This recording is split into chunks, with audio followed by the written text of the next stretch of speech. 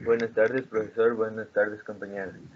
Somos el grupo 3, que estamos conformados por quien les habla: Sánchez Romero Rómulo Francisco, Pérez Guerra Miguel Ángel, Rodríguez Astudillo Raúl Abrán. El tema de nuestro proyecto es electrificación de zonas agrícolas en el Ecuador.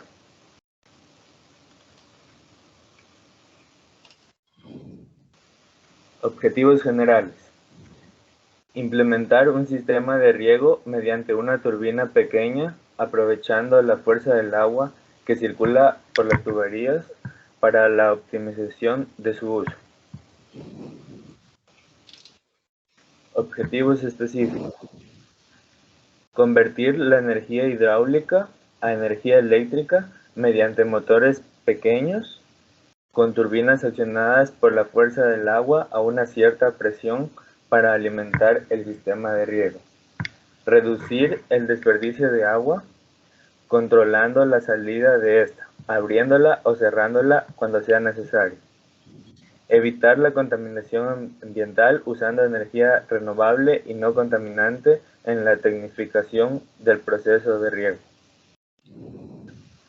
Problemática: actualmente, el sector agrícola cuenta con un sistema de riego manual por aspersión que es muy ineficiente y por su ubicación con un abastecimiento de energía muy precario. Sus habitantes tienen problemas con sus cosechas debido a que es complicado manejar manualmente sistemas de riego en plantaciones que son muy numerosas, lo que produce que haya un exceso de agua sobre sus sembríos y por lo tanto desperdicio de este líquido vital, además de que sus plantaciones obtienen plagas.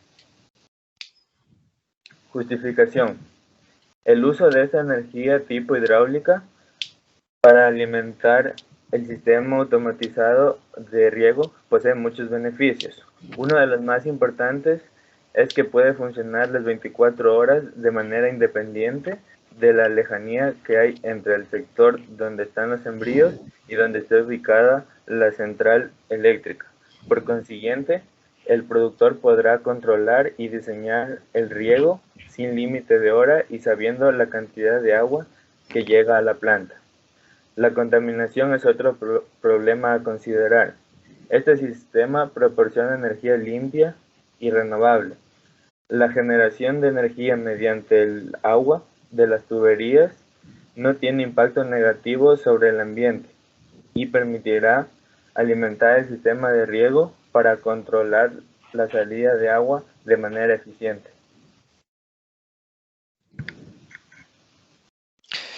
Eh, bueno, ¿cómo se diseñará este sistema? Para empezar, se deberá de diseñar, revisar la ruta por donde deberá viajar el agua y una vez establecida dicha ruta, se procederá a construir los generadores de voltaje para poder alimentar a la batería y que ésta luego pueda alimentar al sistema.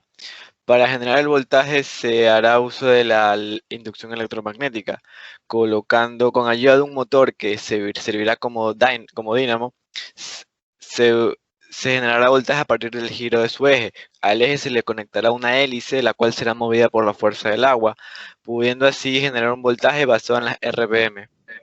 Raúl, ¿puedes activar tu cámara, por favor? Ah, perdón.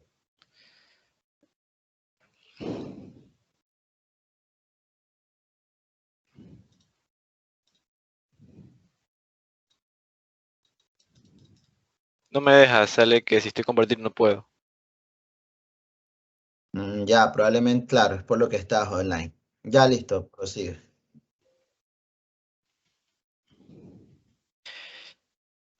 Bueno, entonces se procederá a diseñar esta parte, o sea, con ayuda de la hélice del motor se generará el voltaje y también se va a requerir un soporte para que esto se mantenga fijo en su lugar y la corriente no se lo lleve. ¿Cómo se cargará la batería? Pues se hará uso de un diodo, ya que la batería también ejercerá un voltaje sobre el motor, pero que se quiere que la batería sea cargada y que no se le consuma energía por parte del motor, por lo que el diodo nos ayudará con esa parte. En cuanto al sistema de la compuerta, porque el sistema consiste en automatizar el riego y permitir que el agua fluya cuando se lo desee. Para que esto funcione correctamente se requiere de una compuerta accionada por otro motor aparte del de la hélice, que estará acoplada a la puerta con un engranaje, para así poder abrirla o cerrarla según se requiera. Para poder implementar este sistema se hizo uso de la impresión 3D, puesto que abarata costos y facilita la mano de obra, ya que tan solo se requiere una computadora y una impresora para poder diseñar las piezas. Para empezar, la hélice. El radio de esta hélice será de 1.8 pulgadas, ya que la tubería es de 4 pulgadas de diámetro, entonces para que no choque con sus paredes será de 1.8 el radio. Y se le diseñó en 3D para su posterior impresión. Para el soporte para la hélice y el motor, también se le diseñó en 3D y el diámetro total debe ser de 4 pulgadas para que se pueda acoplar perfectamente a la tubería. La compuerta, pues como se puede apreciar, consiste en un soporte que va a contener a la compuerta y unas salientes en los bordes para que se acople a la puerta y no se salga por la presión del agua. Y la parte verde son los dientes que se van a acoplar al del engranaje del motor para que pueda abrirse o cerrarse, acorde se requiera. El engranaje pues posee medio centímetro de diámetro y un espesor de 1 centímetro, al igual que la compuerta, el espesor en la parte de los dientes. Cómo se acoplará el engranaje al motor es simple, tal como se aprecia en la simulación. Una vez ya se diseñada la ruta por donde el agua va a moverse, se procede a ensamblar el sistema quedando de la siguiente manera. Como ya se mostró previamente, el soporte con el motor y la hélice, y el sistema de la compuerta con el motor y el engranaje. Aquí se puede observar la manera en la que están acoplados los distintos componentes del sistema. Una vez, ¿Puedes poner porfa la diapositiva anterior?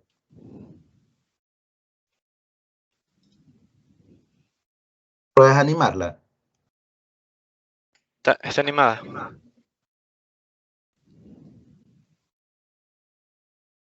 Ya, ¿qué programa utilizaron para hacer los modelos en 3D? Inventor. Buenísimo. Continúe. una vez ensamblado el sistema, nosotros necesitamos un conmutador que nos permita cambiar el voltaje que le llega al motor que está conectado con la compuerta para que éste se pueda abrir o cerrar. Para ello utilizamos 4 interruptores. Los 12 voltios son los que nos generó el motor DC que está conectado con la hélice. Ya, como podemos observar en el circuito de la izquierda, si cerramos el interruptor S1 y S4, el voltaje que está abajo, que nos saldrá y llegará al motor DC, es de 12 voltios. Pero si abrimos el interruptor S1 y el S4 y cerramos el S2 y el S3, vamos a observar que en el motor de salida DC que está conectado a la compuerta, el voltaje está invertido y por lo tanto la compuerta girará en el otro sentido. Para que el motor DC nos produzca 12 voltios, necesitamos que la hélice gire a 10.000 RPM. Y para esto necesitamos que el agua ejerza una presión, que la procedemos a calcular con las leyes de Newton. Ya, donde sabemos que fuerza es igual a masa por velocidad al cuadrado sobre radio, y que velocidad lineal es igual a velocidad angular por radio, entonces reemplazamos en la fórmula anterior. Además sabemos que densidad es igual a masa sobre volumen y que fuerza es igual a presión por área. De ahí procedemos a despejar la presión y obtenemos la que requerimos para nuestro motor de 12 voltios. Y si el agua no llega a esta presión, podemos ayudarnos con una bomba que la posee la mayoría de los agricultores. Listo, ahora vamos a ver análisis de costo. Para los análisis de costo en materiales de impresión, hemos decidido usar el ABS, ya que ha mostrado una gran resistencia y un precio accesible para poder llegar a nuestro cometido. Alrededor del plástico ABS en el Ecuador está alrededor de los $20. La densidad de este es 1.03 gramos sobre centímetro cúbico. Ya, el programa Inventor facilita la obtención del volumen de las piezas, así que una vez hechos con el volumen de las piezas y densidades, podemos empezar a trabajar con ellos. Se podría determinar masa, qué se necesitará, cuánto material se va a usar, y así para poder llegar a la mayor exactitud sin tener un desperdicio de material. ¿Listo? Ahora también podemos ver una pequeña tabla donde tenemos los costos de materiales de impresión por unidad y además datos por el volumen. Ahí, como podemos ver, la densidad de las hélices, compuertas, soporte y engranaje son la misma, ya que provienen del mismo plástico ABS. El volumen va a variar, evidentemente, dependiendo de que siendo la compuerta uno de los que más volumen tiene. Ya la masa asimismo va a variar conforme sea más grande y más volumen adquiera la pieza y las piezas por kilo de material. Aquí se puede estimar por el dólar cuánto costaría una unidad del dicho material y ahí podemos hacer una estimación muy cercana. Ya. Ahora, cabe recalcar que estos sistemas se van a requerir ciertos datos que no se van a tener de manera exacta, o sea, que no se pueden hacer uno. Como por ejemplo la parte del diodo, son piezas que debemos comprarla porque no lo podemos fabricar nosotros mismos, así mismo el motor y los cables. ¿Ya? Se debe decir que cada 3 metros de tubería, se debe colocar cada 3 metros de tubería, por lo que su precio va a variar dependiendo de qué tan grande sea el terreno que vayamos a cubrir.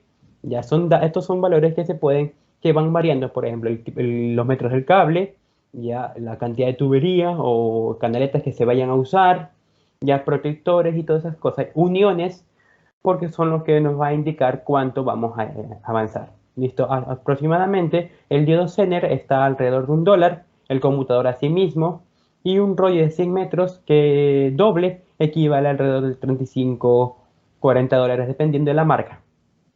Ya siendo las del electrocable una de las más eficientes y más baratas en comparación al resto.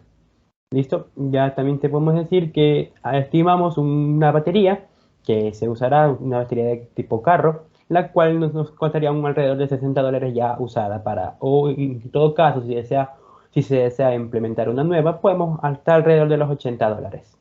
¿Listo? Y en la parte de conclusión, en los resultados, perdón, podemos ver que la hélice debe girar a 10.000 RPM para producir los 9 voltios.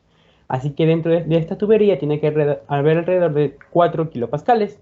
Ya también tenemos que tener en cuenta que tiene que existir un cambio de polaridad en el motor, ya que si no existe solamente la compuerta se va a abrir y más no se va a poder cerrar, es decir, solo tendría un único uso. Ya, el riego el riego que lo vamos a usar va a ser controlado y más eficiente, ya que al tener un control de la cantidad de agua que deseamos que circule, hace que sea más rentable y no tengamos riegos ni tampoco tengamos de más agua en un campo llano. En los cultivos, cuando viene la época de lluvias, nos será más fácil tener un control de las aguas de lluvia, como su nombre indica. Ahora, la siguiente en las conclusiones. ¿Qué tenemos que tener? Tenemos que tener en cuenta un vasto conocimiento acerca de la ley de electromagnetismo y buenas bases sobre distintos conceptos acerca de circuitos eléctricos para poder tener una visión más amplia sobre cómo construir un tema en base a los requerimientos de este. Asimismo, el uso de la tecnología y distintos software de computadora facilitan en gran medida el trabajo y abaratan costos. Hace muchos años se hubiera requerido de habilidades de dibujo y más tiempo para representar de manera fiel el sistema para mostrárselo al cliente. Además que mediante el modelo de 3D, se logra realizar una impresión en 3D, abaratando considerablemente los costos de producción y prescindiendo completamente de la mano de obra para la elaboración de piezas, tales como cuando mucho antes se tenía que uno mismo hacer las piezas, mandarlas a hacer y eso llegaban a ser un poco más caros, ya que se requería hacer de más materiales, metales o incluso algunas, algunas cosas más complicadas que tenían que mandarlas de otros países. ¿Listo? Ahora, en las recomendaciones, ¿qué se les recomienda? Se recomienda realizar un boceto a mano con medidas preliminares para cerciorarse de que todas las medidas sean coherentes con las demás piezas antes de diseñar el modelado 3D, puesto que si una pieza está mal hecha o mal diseñada, se puede hacer una reacción en cadena requiriendo así una corrección de piezas. En pocas palabras, si el engranaje no hubiera sido el adecuado, hubiéramos tenido un gran inconveniente. Asimismo, se recomienda reducir las corrientes parásitas que se encuentran en ciertas máquinas inductoras. Todas las presentan, como por ejemplo la parte del factor de potencia de un motor, ya que vamos a trabajar con la parte de motores. Asimismo, se recomienda el uso de materiales más resistentes, claro que van a incrementar un poco más el costo, pero lo hacen más eficiente, como por ejemplo en los derivados de carbono, como la fibra de carbono, demostrando una gran resistibilidad, pero un precio un poco incrementado, haciendo que sea más rentable a mucho largo plazo, ya que no se presenta oxidación conforme al agua. Listo, muchas gracias.